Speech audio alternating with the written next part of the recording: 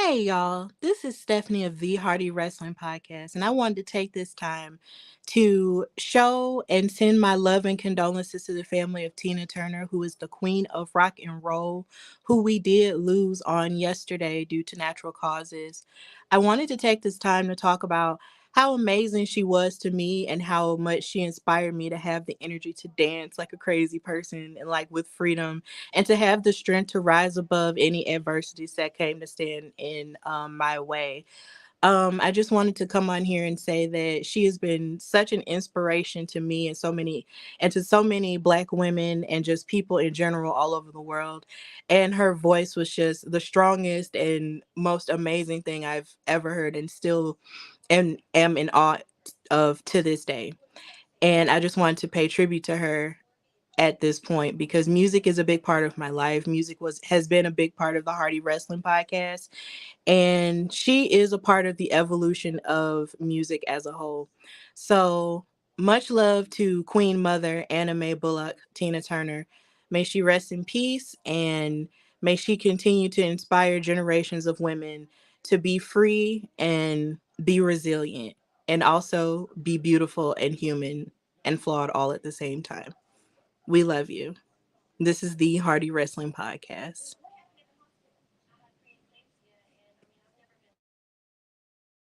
Yeah, yeah. Making her way to the mic. They start dimming the lights. You start feeling alright. From Birmingham, home of the Teddy Longs and the Ruben Studders. More once you discover. For all of the lovers, Whitney Houston and Roman Reigns. For all of the lovers, and Mickey James and Marvin Gaye. For all of the lovers, and Sasha Banks, Janelle Monáe, Silk, Sonic, and Paige. Allow me to say, look, I just found a place, sweet escape. Every one of us, I was kinda late, so I just made it off the struggle bus. Walking by the fate, cause I know it's right in front of us. Yo, I ain't with the hate, gotta focus on what's great. Ladies and gentlemen, Steph Hardy is on the air. Had to drop a couple bars just to make you all aware. So, sit back, relax, enjoy the show. You know I go by Joe or the rest of the flow, yeah.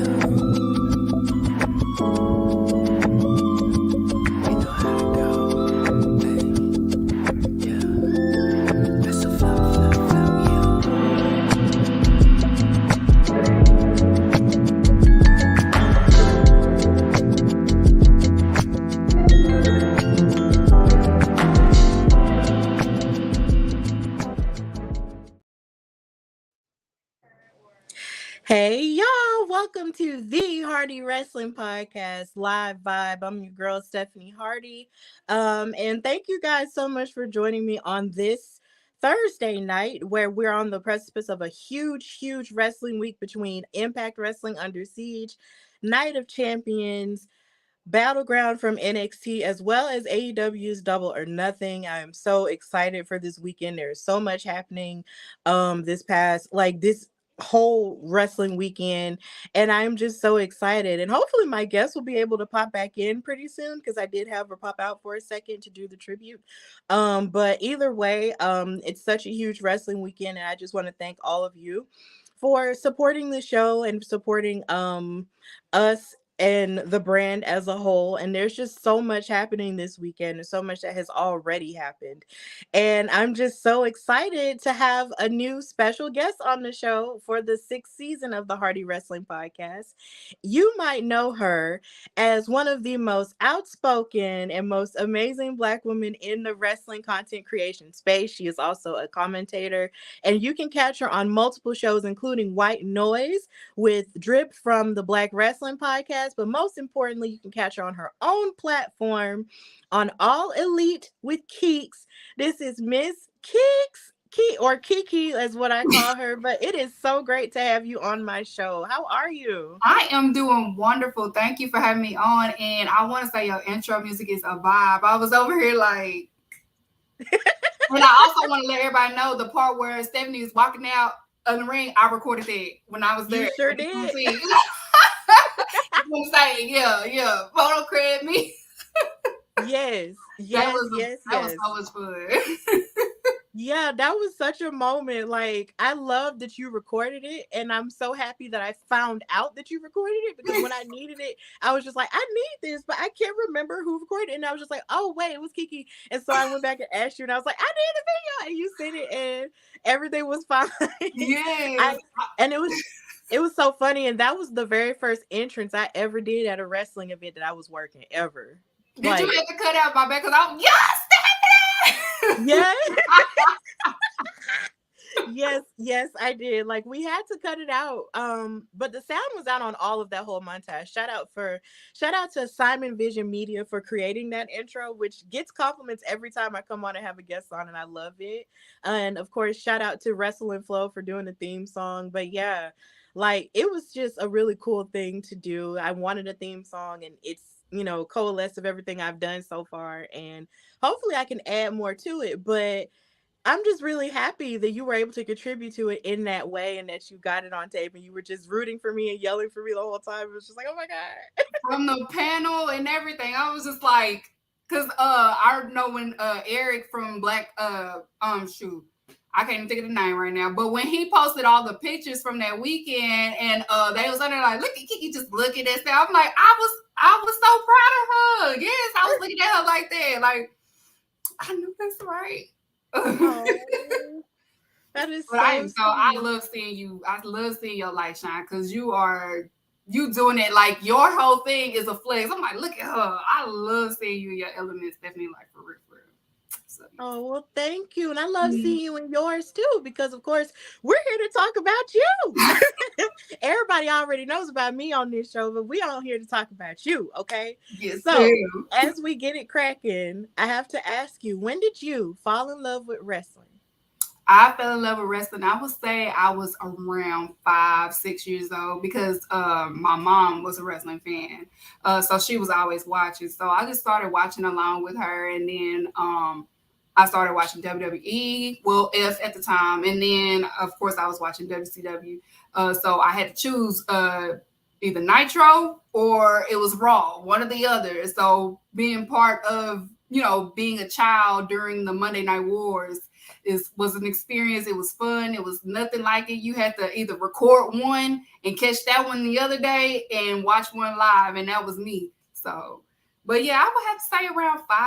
I was like 5 because I want to say it was around when I was in the first grade. So around that age, that time frame. Yeah, that sounds about right. Cause that's when I started watching it too. Except it was my daddy, who was taping it, cause he had to work on Mondays. So Mm-hmm. he would like use the actual VHS tape and tape Raw and Nitro back to back because you couldn't miss anything at all Right. during that time. So I started off as a WCW girl because that's what I saw. I would see that first, and then the Raw part would play, and then I would see everything that way. And I didn't know, of course, at the time that there was a war happening. Because when you're a child, you just watching TV. You don't know what's I'm like, going on oh, where all these grown ups. just two But wrestling shows. yeah, but you don't know that there's like a whole back and forth going on. But either way, it was still, enthralling to me and I never quit. So Mm-hmm. it's pretty clear that it was something that resonated with you, really hard with you watching it, with your mom and then going on to watch it with yourself. So what was it that like kept you enthralled with it? Like what kept you, in it? WCW Cruiserweight division that started my love for wrestling, like the Eddie Guerrero, Dean Malenko, Chris Jericho, Rey Mysterio, uh, um, name that should not be named.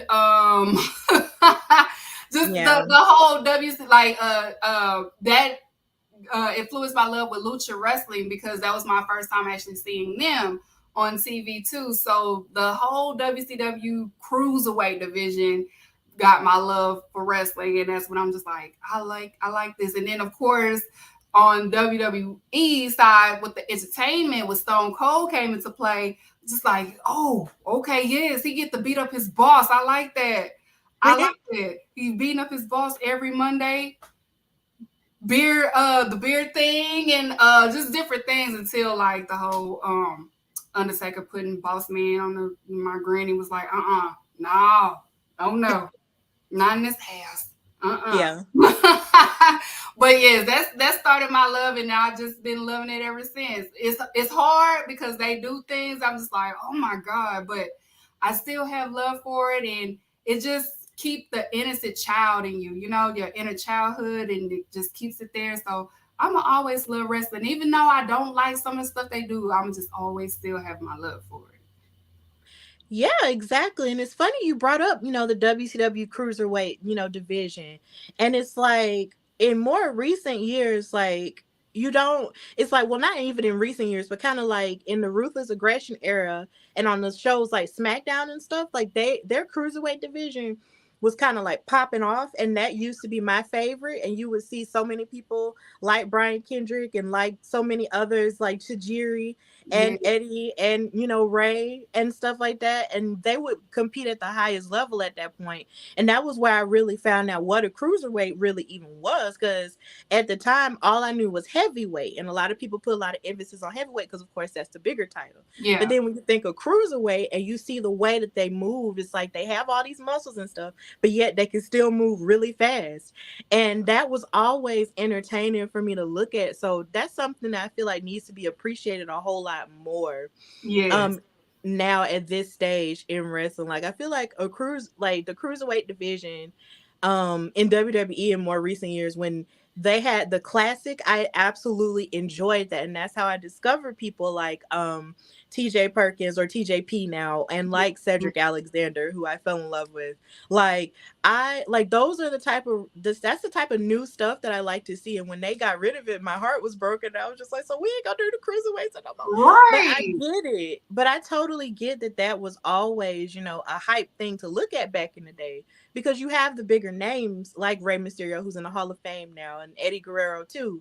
Like those are names that are Hall of Fame worthy, and they started in the cruiserweight division that Mm, wasn't valued as much back then because of all the politics and all the NWO of it all and all that. But at the same time, when you go back and look at that older stuff, you realize there was a lot of treasure in it. yeah, and it's So probably the most influence in modern day wrestling now. That we see WCW Cruiserweight division in modern day wrestling right now. Like um, yes, I've said recently, it's been a while, but I think Gunther is the best. He's bringing the prestige back in the Intercontinental Championship. We haven't seen that in a while, so I like right, that he has the title. Like he's making it important. It always been important to me because they're the workhorses. They are literally like the next heavyweight coming soon. Like that's really what it's about. And I'm an AEW fan, and we have people like Orange Cassidy with the All Atlantic Championship. Like he's doing the same thing. He's the workhorse. You just have to value as they say, the little guys, but you have to value those things because it means something. It's the bread and butter of your product. It keeps yeah. people in the seats. Like we know people are there to see the main event, but you gotta filter out until you get there. So that's what the cruiserweight is for. Let them cook. Absolutely. I really agree with that. So I love that that's, what really like kept you in it and stuff. And you are right. There is stuff that does happen, it does keep you in touch with your inner child. But the older you get, the more aware you become of things. And then of course it's even more amplified because we're all more social online and stuff. And then you hear Yeah. things, and you see things, you see rumors and stuff like that. And it does make you upset. But as it's the love that kind of pushes you through the tough parts. It Yeah. really is. It really is. So I completely understand that. So when was the point in your life where you decided, that you were going to, lend your voice to wrestling media and the wrestling content, community as a whole? I just was tired of tweeting about it. I'm just like, Mm-hmm. why don't I just say something? And then COVID hit, and that was the perfect time to kind of start doing it. But I did start off as a writer first, and then it just worked my way there. And then I saw how the politics was with the writing, and I'm like, oh hell no, oh no, I'm sorry, I didn't mean to No, say it's, it. it's cool. Okay, but I was just like, oh no, I can't do that. And then so I just started doing content and just let my voice be heard. I'm like, somebody got to say something. I want to say something. So, and it's been there ever since. I know I have the reputation of saying things that shouldn't be said, but it has to be said. Somebody has to say it. So why not be me? Okay, and when you said writing, like, did you mean like writing for like a company or writing Mm-hmm. like? Okay, who are you writing for? If you don't Um, mind me asking. I'm not gonna say their names. They know who they are, but Okay. it was an incident where I pitched in. I want to do something about Jacqueline, and the comment was, um, "That's a little bit controversial. We don't want that attention to our brand." And that's when I was like, "Okay, this is not for me." Okay, okay, that's all you had to say. And Oh. yeah, one of those. Yeah. Hmm. Mm-hmm. Well, it just goes to show that some opportunities, are for you and others aren't. But, Mm-hmm. you have to go where your, thoughts are valued. And I do appreciate that you did share that, to a degree. So I get that. But, it's clear that you're in a good place regardless. Yeah. So your voice is valued in other places. So, I hope that that situation, really did, it has propelled you forward. So, Oh yeah. I totally get it. So, and it's so funny you said that it was after a little bit after the pandemic for you and when you started your platform. Like I started mine before the pandemic, like at the beginning of February was when I started this show. Okay. And it was just kind of like I didn't know what was on the horizon, at that point. Like I was just at home, going on job interviews because at the time I had, lost my job, but it had nothing to do with COVID or whatever. And I was just like, well, what am I going to do? And then I felt like, well, at this point, I think, it's podcast time because I had been throwing the idea around in my head for like months, but I just didn't know how I was going to do it. And, I did it and it was just audio based for a long time until I transitioned to where we are now. But yeah, the pandemic shook up a lot of stuff like for a lot of people. Like it was like a transition period for some people. Mm-hmm. Like it was a time where we all just had to realize, come to grips with this new reality while also figuring out more of who we are. So, is that basically like accurate for you? Like how else did you, deal with the pandemic and rise above it? I agree with you. It was definitely time, like a self-reflecting, like what it is that I really want to do, what it is that makes me happy. And then of course during that period, that was like a little bit of me being a single mom as well. So I was still figuring that out. And then also like, what do I really want to do? And then also I want to add that was probably the best period for wrestling because it just shows that fans do matter. Like fans' Mm-hmm. presence do matter. Like you see, and then it also gave creative to be a little bit more creative. They had no choice but to be creative. So we saw some really good stuff from most of the major promotions in wrestling. Even though it was a little pause for the indie wrestlers, but the major wrestling, they really, really did do their part, especially for the networks when things was on hold and they had to rely on wrestling. Like we see it now, the writer's block is happening now. They really have to rely on wrestling and real sports. Like, okay, we got to rely on real sports and wrestling because y'all, we don't want to pay them right now, but so we need money though. So, but yes, it was definitely a healing period for me because I got over my situation, in my personal life, and started to evolve better as a single mom and as well as a woman. So, Yes, definitely. And what up, Vaughn? hey, Vaughn is Vaughn. saying hi to you. Thank you for watching from Facebook, and thank everyone for watching on all platforms. Thank you, and of course, you can watch this later, if you can aren't able to watch it now.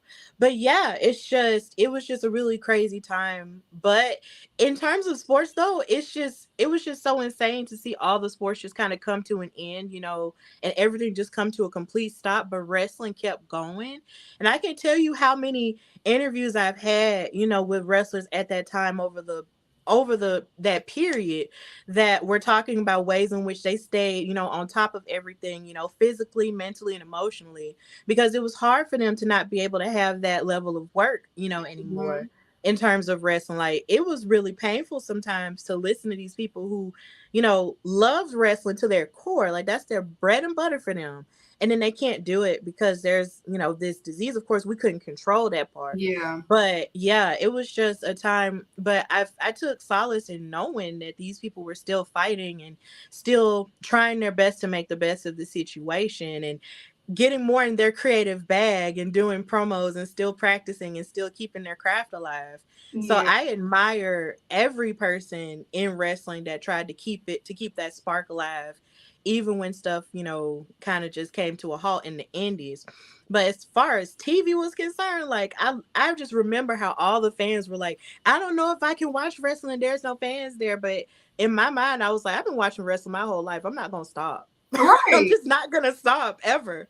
We've I'm been not gonna through some stop. dark ages in wrestling. We not about to let no absence of the Mm-mm. fans stop us. Not at all. Like I just couldn't do it. So I was just like, I'm gonna watch it and see what happens. And creatively, you can tell there was a lot of stuff popping off, for the wrestlers, for, people back behind the scenes and everything. They tried, everybody in wrestling tried their best to give us the best show possible because they knew it was crazy out there. So they wanted to give us, something special that we would still remember. And I'm forever grateful to them for that. Like seriously, like I'm grateful always for wrestling, but definitely grateful for that period because it was rough. It was But very rough. it was rough, but we got through it, and here we are. So Right. Kudos to Sasha Banks, well, Mercedes, but Sasha Banks at that time, Bailey. It was Sasha Bailey. I would say Drew McIntyre, Kenny yes, Omega, Young Bucks, and John Moxley. mm-hmm. Y'all really, them six, they definitely made sure like we gotta keep it active so people, still listen. Then of course they adjusted the whole screens for WWE, and then Daily's place at AEW, they let few people in. They just have to be masked. So yeah, we got through it Mm-hmm. though. Yep, and the Thunderdome, of course. and No, speaking we of got through and it. speaking of Tina Turner, like the Thunderdome. So it's just like they kept it creative and they kept it going for us. And so I remember it was so hurtful because wrestling hadn't come to Birmingham in 2 years after that point. And I would just look, and because I work in downtown Birmingham, I would look at the BJCC and just manifest in my head like, one day, Lord, one day we gonna get another show. We gonna get another show. We gonna get another show. We gonna see the trucks again. We're gonna get it, okay?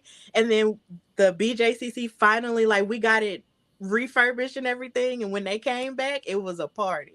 Yeah, y'all was live. I saw that. Y'all was live. I said, I know Yes. you're having a good time. Oh No, my she God, having a good old time. having the time of my life. Okay, But you like saw Roman, seriously. right? No, we didn't see Roman, but we did see Oh, Brock. okay. Yeah, Brock beat up on Paul Heyman, I believe, and this was also the SmackDown where Biggie got injured. Oh, Yeah, oh, me and my boyfriend, we witnessed that firsthand. It oh was my. tough. And that was also the first time I heard Samantha Irvin live and realized how powerful her voice was She's good. and how exciting she is. Like right then, like in between when it was commercial time and they have the activities that they have the crowd do and everything, like she made an announcement for DX Cam, and the way that she started saying the intro to the DX song, it sounded like she was finna get ready to sing, and it got me crunk. Like I was like, okay, like, She's and that was when really good. she's so good. I She love remind her. me of Lillian Garcia for real. Yes. Oh She my really God. Could shout you imagine a car with the both of them together? I would cry. I would cry. Oh my I God. would too. But she keep her forever because she is really great. She's great at what she does. Like Yes. And then just the characterizations that she adds to people's names and stuff, it just fits the characters. And I'm just like, let me ma'am, I just love feel that. Like she hit Yes, it. Like, yeah, that's I feel so like if I was a wrestler, she'd not be like, yeah, yeah. exactly. Cause she come with it, especially when she do her boyfriend. I know that's right, cause that'll be me. Ricochet. I'm like, I know that's right. You better add the egg. Exactly. And then and the way she announces Imperium too, oh, that's a vibe. I love it. I love it. I just love everything Samantha Irvin does. This is a Samantha Samantha Shadow. Irvin stan account. Yes, Literally. she is. I think Roman really likes her too. Like I love. She announced me. Mm-hmm. Like So it's a big deal. fucking I love her. But yeah, and going back to you though, like what in starting off, with your platform, like did you know immediately, like did you start off just wanting to talk about AEW, or were you talking about everything and then eventually transition into just talking about AEW? Cuz you seem really passionate about them. Well, people will say I'm a wrestling historian. I just like talking about the history of everything, but I am a huge fan of AEW. So I was just like, we need some more black people to talk about AEW. Why don't I just talk about them too? Well, a female at that. So I was just like, I'll just do a AEW. So I shot my shot at Graham from Public Enemies. I said, why don't y'all just add an AEW based show on y'all stuff? And he was just like, you know what? That's a good idea. So I did that, and here we are, AllEliteKeeks. And I still watch WWE because I'm still fans of WWE, but you will never see me hate watching WWE. That's a waste of time. But I watch it because I am still fans of wrestlers. Like they still have AJ Styles, they still have my girl Bianca Belair. I'm still a huge fan of Bianca, so of course I'm gonna support her. Oscar's over there. Like I'm still fans of wrestlers over there. Like I may not agree with everything backstage, but I am still a fan of some of these people that's over there. So I'm gonna still support them. So yeah, I watch them, but yeah, my show is based off of AEW because I'm a fan of AEW. It just remind me of the crew, like it remind me of WCW in a way, and I was a fan of WCW. So yeah, I watch everybody. Well, except Mhm. NXT, but I still watch. Yeah. Okay. Yeah, that's valid. It's just in seeing your show, it's like your show is really rare, in terms of black women, talking about AEW in that way. And I think that's great, and it's just like you seem so very passionate about everything that they have going on all the time. And I know, like, between you and also between Jobber Tears, shout out to them, I can always know what's going on with AEW, even in the moments or the weeks where I'm not able to catch it. Because I was covering Rampage on Women's Wrestling Talk, but then we've shuffled some things around because, of course, Collision is on the horizon, and I'm going to Yeah. talk to you about that. But it's just, yeah, so it's just like, when I was watching Rampage, I would go back and watch Dynamite just to see, how they feed into each other so I could be well informed.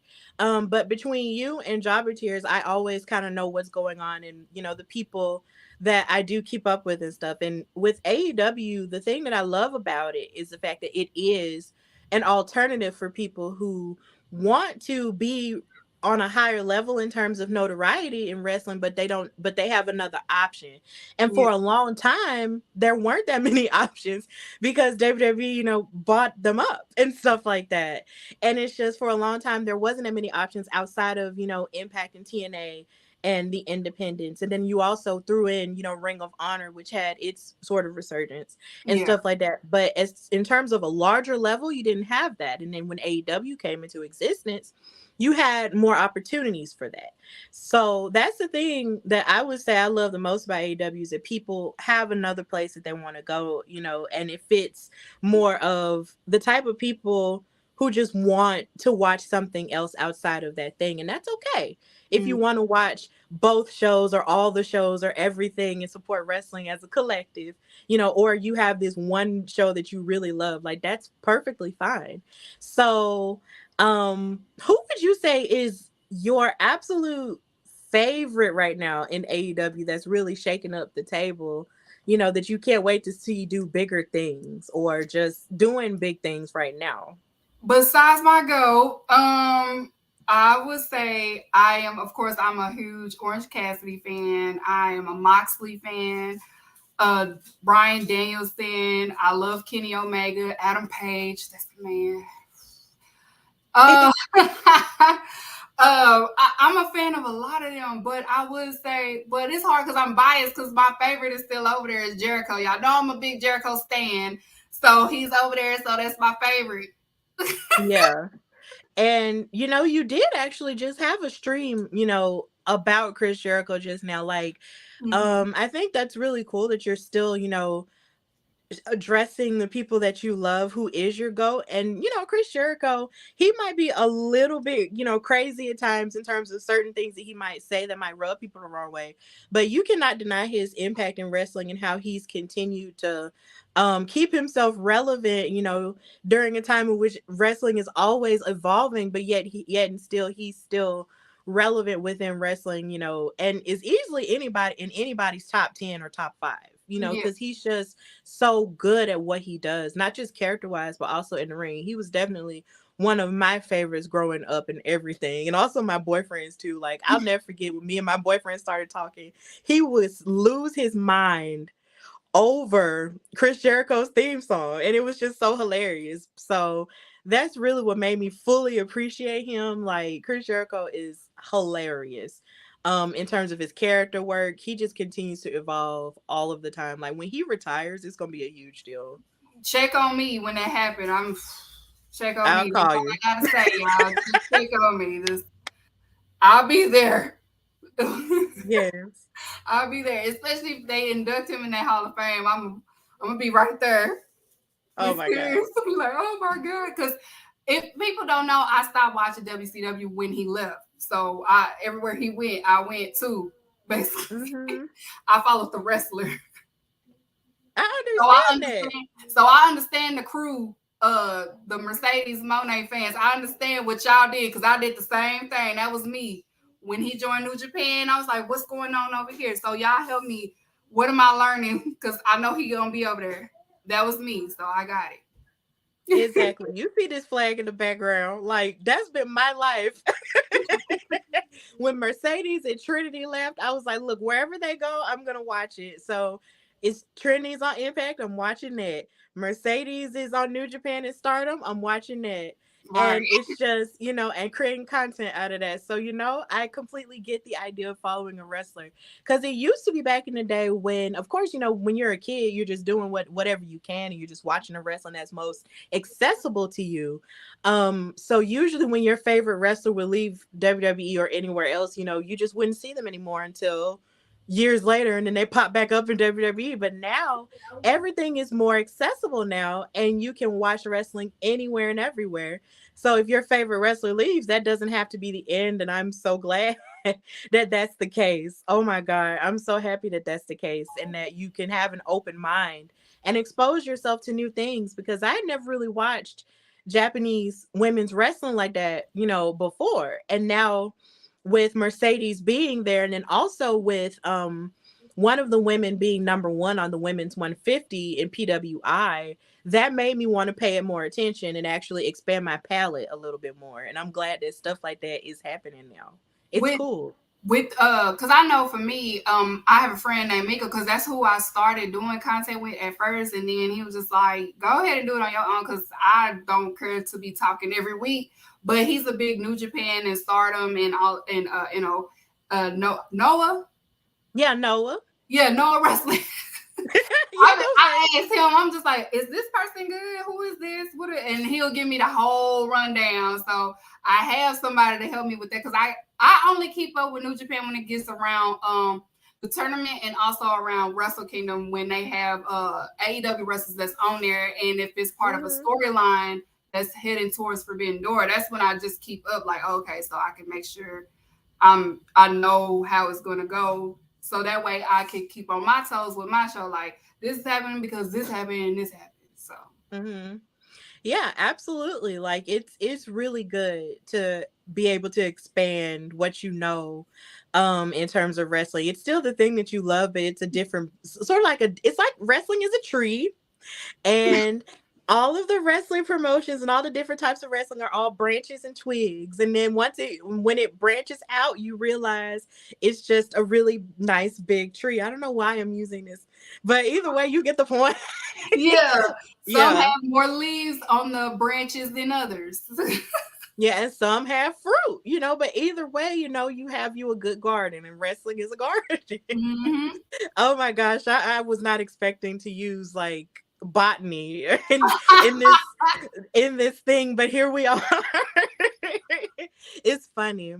So, what would you say is probably like the biggest obstacle that you've faced, in using your voice in wrestling, and how have you overcome it?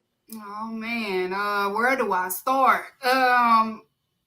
Speaking truth and mostly that. Mostly speaking truth or addressing something that needs to be addressed. And um everybody know me. I'm gonna either say something back, I'm a rebuttal to it, or I will ask you what's the problem. And now I am starting to learn to just ignore it because it's going to happen regardless if I address it or not. So I'm working on that. Not everything needs to be addressed, which is one of my biggest things that I am working on about myself.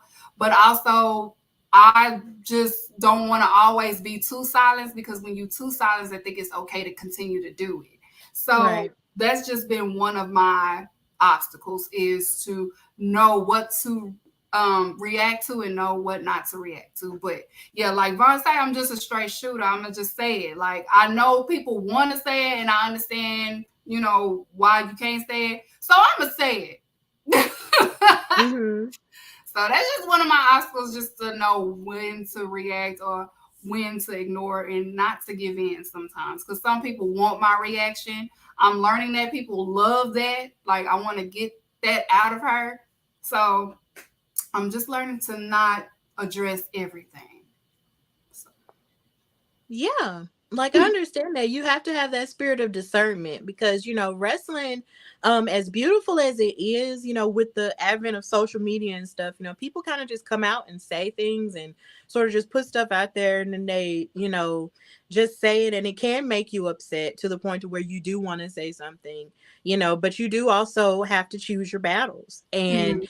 that's how you, remain healthy, and, you don't let the negativity sort of spoil what you love, because if you do keep reacting to everything, it'll take a lot of energy out of you, and you won't have it to put into other things that are actually positive and actually good.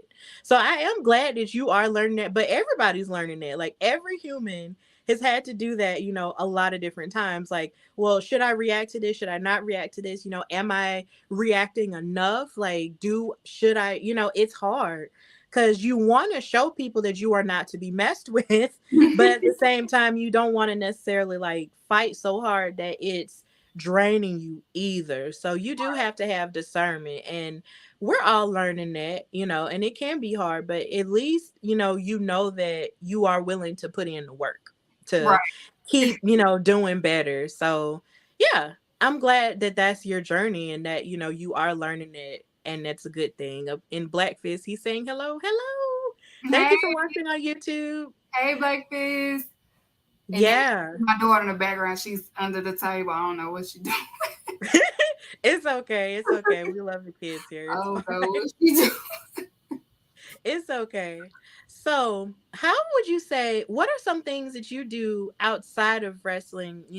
What does Kiki do to relax? Or, what does she like to do to, unwind and just have fun a bit? What do you do? Motherhood for one. My Mhm. kids definitely keep me sane.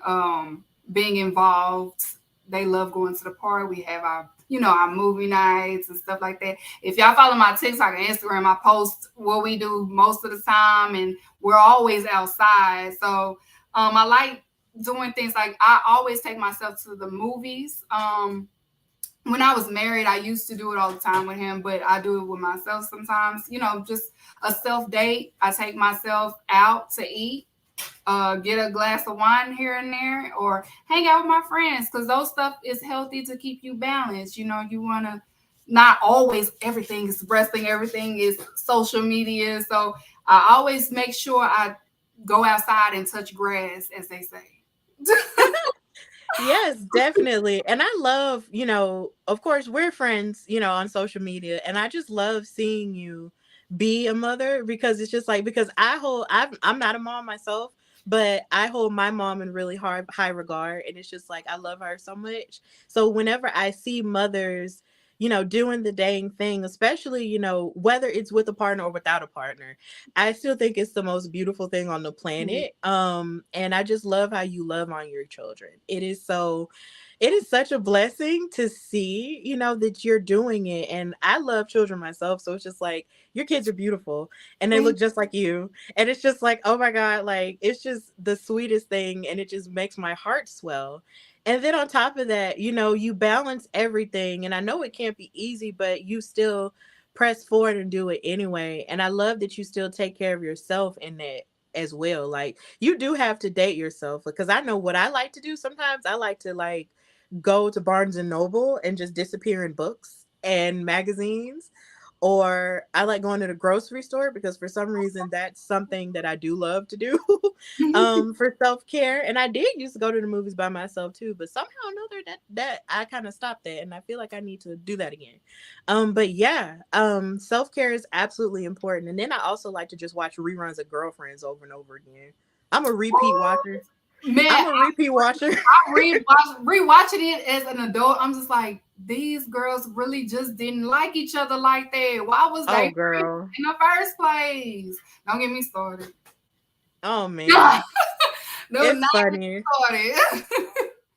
It's really funny like that. See, the way you watch it, back as an adult, like I wasn't watching it as a kid. I just I wasn't watching it as a kid, but my mom was, and it would just be on in passing, but I didn't know what they were talking about. All I knew is that it was black women on TV, and that was enough for me. So when they put it on Netflix, I was able to watch it through as an adult, and I was like, wow, this show is really good. But then at the same time, the stuff that they did was just kind of like, oh my God, it's crazy. Like, as an adult now, you're just like, this wouldn't fly now. Right? I'm like, why is you? I'm like, you doing this on her day? Why you pick all days to do? I'm like, oh, right.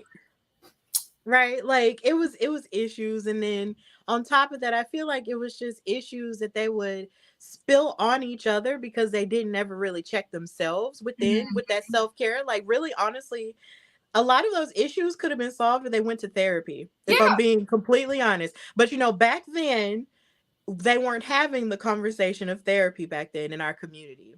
So that's crazy. Oh, you don't do that stuff. Yeah, and they actually mentioned that on the show one time. So it's like, they were saying like stuff like black people don't go to therapy, you need to just pray it away.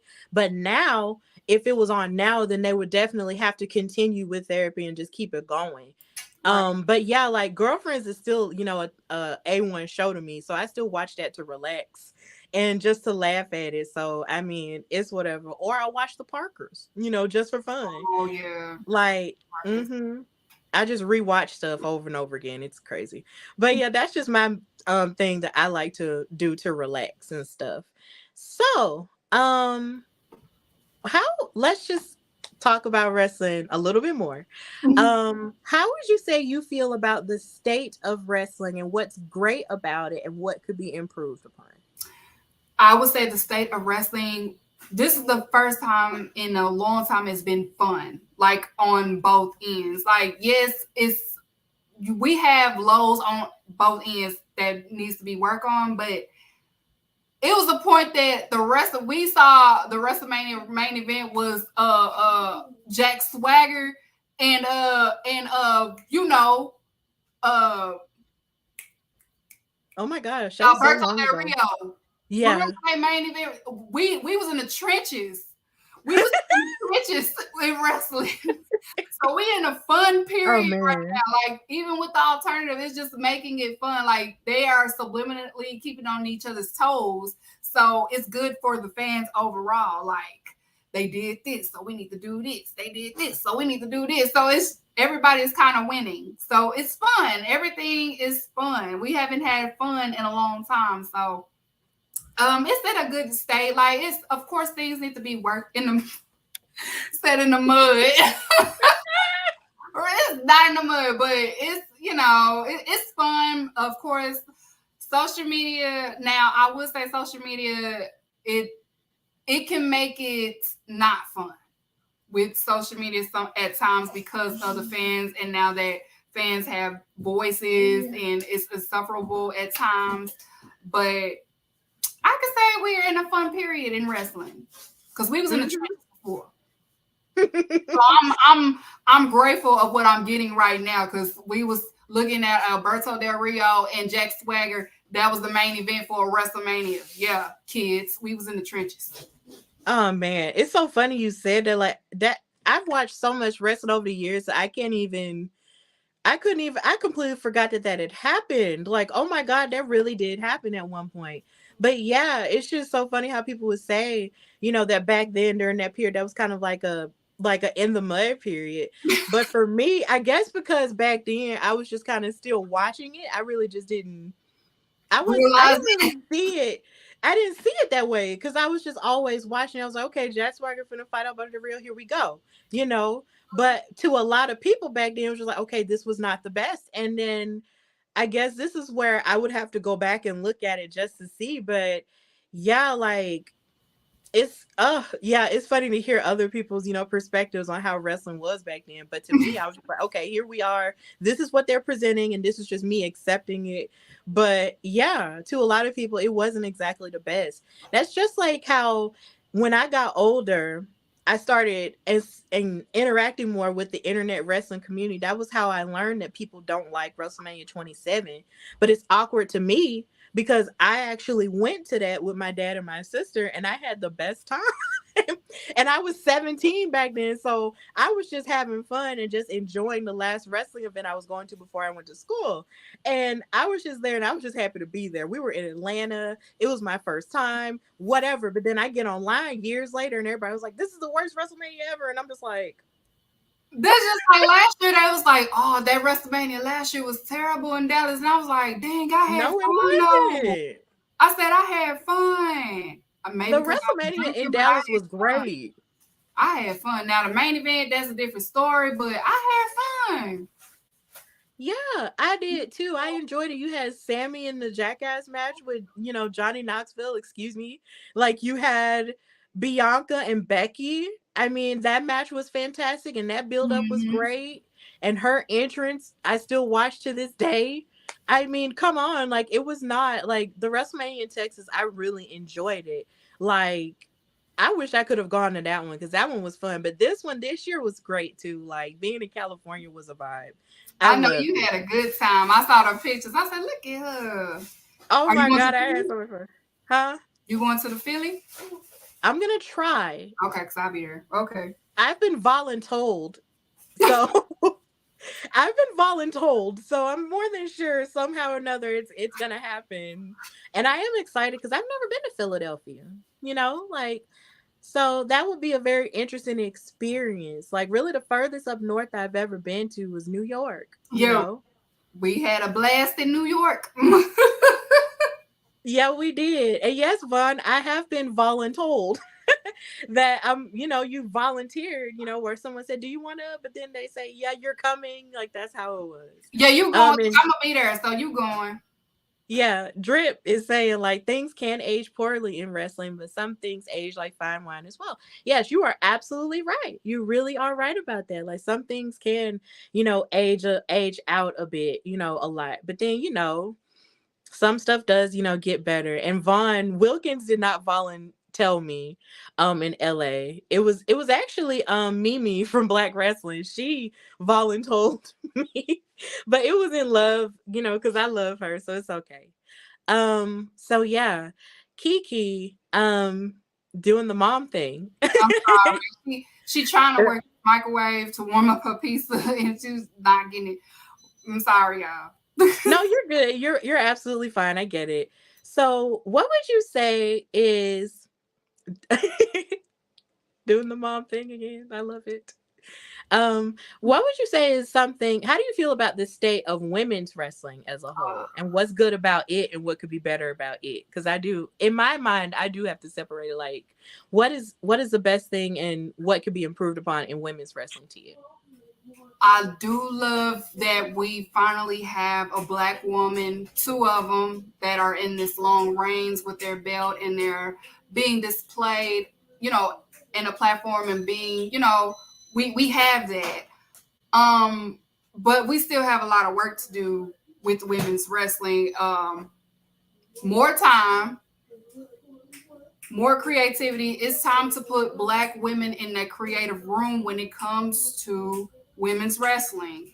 Um, we just still have work to do. It more, like I said, more time. I will say NXT is doing a wonderful job displaying women's wrestling. I feel like they probably them and Impact, even though I don't watch the Knockouts division as much, but those two they are doing a wonderful job displaying women's wrestling as it should be.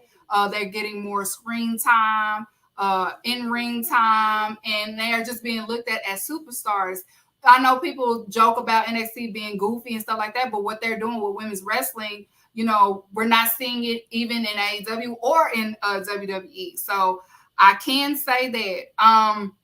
So I want to see more, especially with AEW. They still working on it. Women business is still work to do, but I can't say it's better than the state that it was 2 years ago. But it's still a lot of work to do. And then WWE don't y'all kind of reclining for what the four horsewomen and also the deep the Bellas and what they worked so hard for. So don't circle back. Don't use the women empowerment as a phase. Keep it going, because there was a period where the women's division in WWE was carrying the brand during a dark time. So remember that, because they are money. Let them cook. So that's how I feel right now in the state of women's wrestling. Exactly. It was a really good answer. Like, because it's just, there is so much that is going on for the good, especially for Black women. And I feel like something that isn't being addressed enough is, of course, you had Resurgence this past weekend, and you had Willow Nightingale versus Mercedes Moné, Mm-hmm. for the New Japan Strong Women's title. And I feel like a bigger deal should be made of the fact that these are two Black women at the top of their game Yes. fighting each other, because I feel like when it came to Mercedes fighting Bianca, that was a huge deal, but I feel like that's a huge deal based on the platform it was on, and that's something that couldn't Mm-hmm. necessarily be helped. And they utilized that and they put it out there and they won awards and all the, you know, due respect that they deserved for that. But I feel like more of that should happen for Mercedes and Willow, because of course, yeah, Willow is a new face to a lot of people, but at the same time, she's been wrestling for years and she's been working in the indies for years and just doing everything that she could to get better at her craft. And she really did take Mercedes to the limit, even though unfortunately Mercedes did get injured and they didn't go for a lot longer than they could have. Yeah. They still did a good job with the time that they did have. And it's wonderful that Willow has won a title, because she was one of my favorites to beat Jade for the TBS title at some point, because I just love her and I love her energy.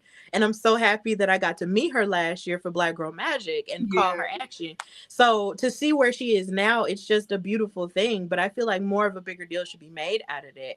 Like we are, in terms of Black women making spaces, like you have Jade, you have Bianca, you have Willow, you have Mercedes and Trinity now, who aren't even holding titles, but are always in the conversation. And Mm-hmm. it's a beautiful thing to see. I wish I could have saw it when I was a kid, but I'm not mad about it that it's happening now, because of course, in you being a mother with your children in the background, they get to see it. If they even like wrestling, I don't know. But either way, they get to see stuff like that. And representation is important, but then also behind the scenes creatively, you do need more Black women back there, creatively in higher positions. And when you get them, you can't silence them, you can't tell them that they're doing too much. You have to listen. You really have to open your ears and listen, even though it might be uncomfortable for you. You have to listen to them and not run them away. Yes. Like, Because you have to we're not do ready that. to counter what you're saying, because we have the champions. We got Bianca, Athena, ROH, like Yes, her too. like you said, Willow, and also today during the what you call it, Tony Khan did today, The the media call. media call, when he said that Willow was the best representative for AEW for the New Japan Strong tournament. And I was like, finally, yes, thank you. I've been saying it, because who else was you gonna put over there? Okay. Yes, like Willow, like she's just really great, and I'm just happy that she has this opportunity. And she does take a lot of, brutality from people in comment sections, but those are haters. We're not gonna give them Yeah. any power. Like Willow is amazing and she's gifted and she's only gonna get better from here. And I'm just so proud that her and Mercedes have made that history. And I feel like it should just be talked about a whole lot more in wrestling spaces. This is the second time Black women have main evented a pay-per-view. The second time. Like that's insane. And Just the New second time. Japan. New Right. And Japan. then on top of that, Mercedes has been in both of them. That's amazing. Listen, Mercedes is probably the best women's wrestler of this era. She Period. is. In America, whatever. Period. She is. Really. It speaks for itself. Now, I'm a Charlotte girl. I love the queen. I love Charlotte, but Mercedes is the best right now. She is the best. She's versatile. I hope she gets well soon because my fantasy booking for her, I really want to see her versus Fabi Apache. I just got to see it. I know she trained with her, but I want to see it. I got to see Yes. it. Like I want to see Mercedes like in CMLL because the way that she was fighting Stephanie Vacour in that tournament, like in the 1st round, I was like, come on, like I want to see her, go to Mexico a little bit too.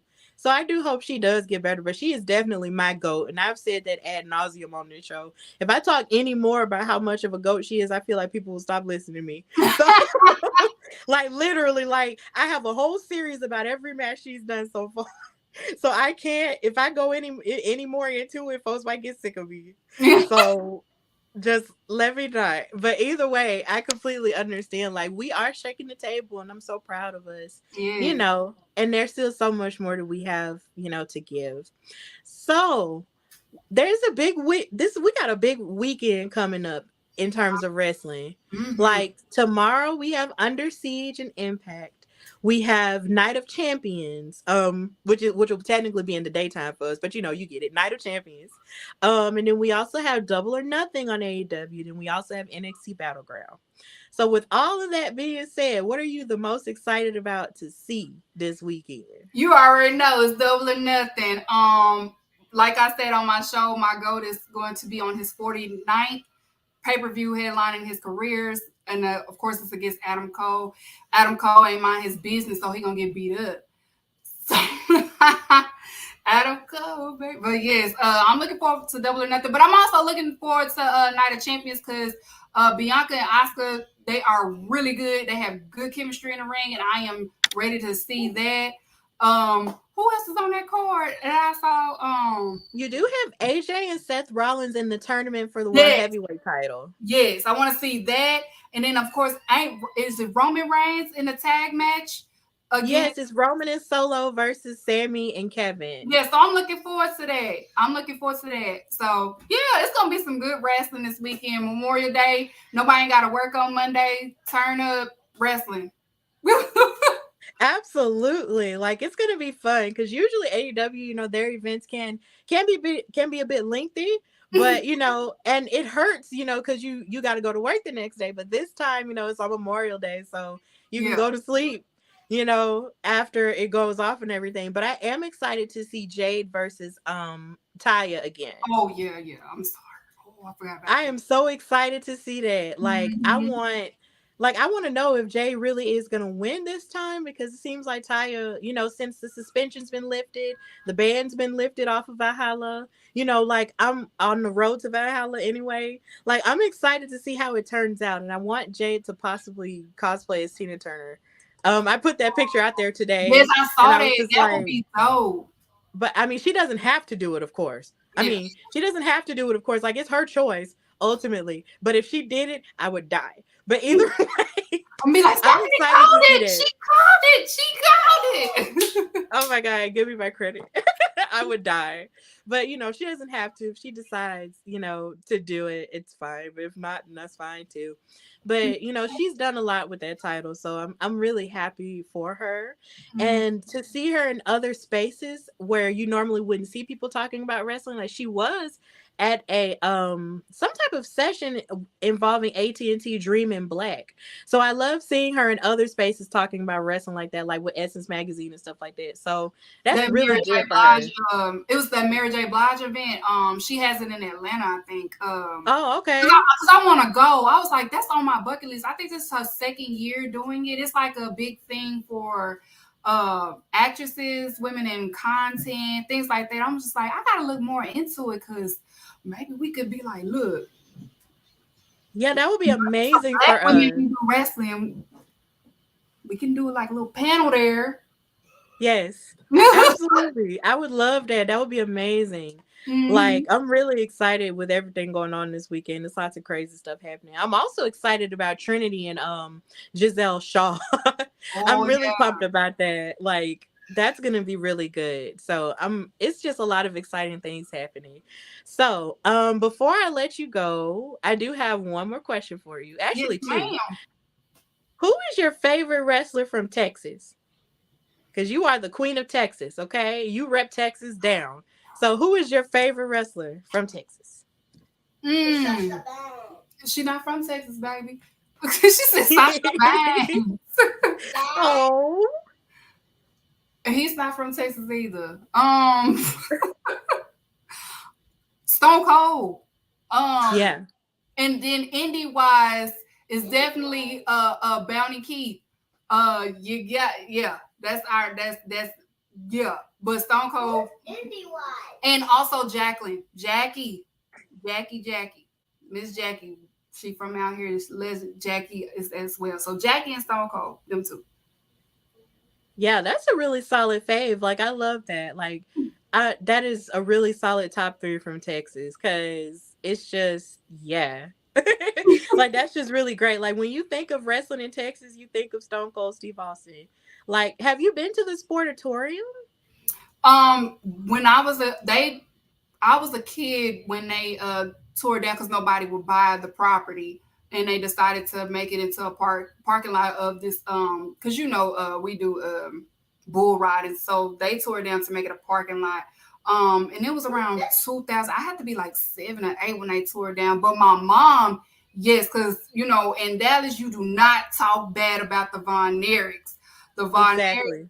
you do not talk bad about Von Erichs. Von Erichs means so much, especially to the Black community out here because they did for the community. Like they had a whole program, and it used to run for a long time. It was reading with the Von Erichs, and they will always go to the schools in the urban communities, like in the Oak Cliff, South Dallas area, and just read to the kids. And they was at block parties.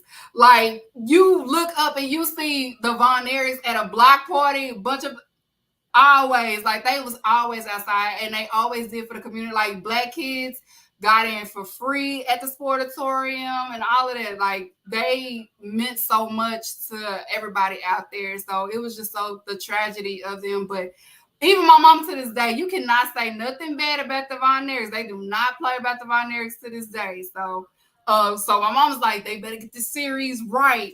I know they better get it right because we know. So I unfortunately I didn't get a chance to be at the Sportatorium, but let my mom tell you, she done seen Undertaker when he was younger, Shawn Michaels when he was younger there, of course, Ric Flair, Jerry King Lawler at the time. Like your favorites was at the Sportatorium, and if your favorites wasn't at the Sportatorium, they was dodging it because everybody know you was either in Memphis in the South, or you was in Florida, or you was at the Sportatorium. And if you weren't there, then you was scared. Wow, that's so Mhm. amazing. I never knew that about the Von Erichs. Like, that's so cool that they used to do, for the Black community in Texas. That's amazing. Like, that's a part that I never really knew. Because, growing up with my dad, we would watch older DVDs and stuff, and they would talk so much about the history of wrestling a lot of the time. And just hearing about them, it was clear that they were respected. And even now, it's like their story is still, intriguing to this day. So I really do hope that the movie or the series or whatever it is, does get it right. I hope they show And that side of them too, because they yeah, really did for the people out here. Like they was just like, it's Black kids that like wrestling too. They, it don't have to be just one way. Like Carrie Von Erich was heavy on it, so I hope they really just show that side of them. We know about the tragedy, but show that side because they was really out here doing it. Like they I'm saying like block parties. You in South Dallas, like what is the Buccaneers doing in South Dallas? They was in South Dallas, Daddy didn't like that, but still, they was still outside doing for the people. So that is really important to show that side that the Von Erichs was for the people out here. So they mean a lot to the older Black people out here. They really do. Yes, absolutely. That is so cool to know. I'm going to clip that out and share that. That's amazing. So, what would you say the future holds for you, Keeks? Oh, hopefully it turns into something. I know I have things in the works I can't announce, but I just hope that, you know, the heat that I take, I hope it just makes it easier for the next up and coming so that way they can have a smooth transition into being into content. It's some talented Black women that are wrestling fans and they have a lot to bring to the table.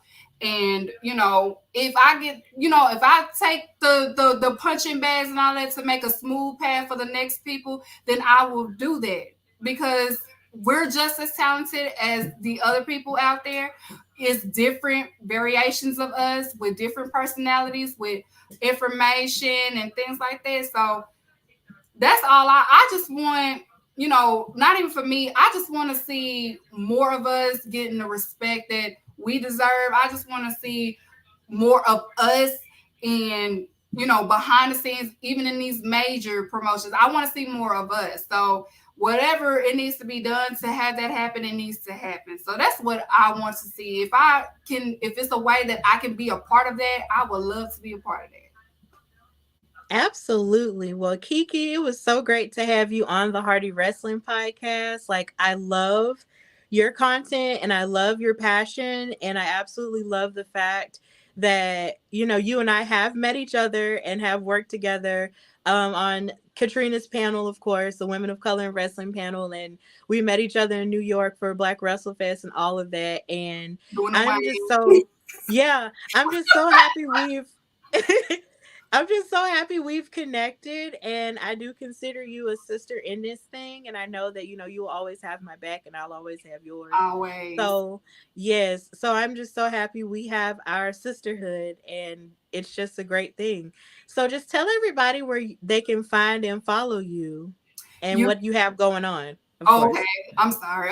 You can find me on, of course, like and subscribe to Public Enemies Podcast. You can find me on Twitter, TikTok, and Instagram.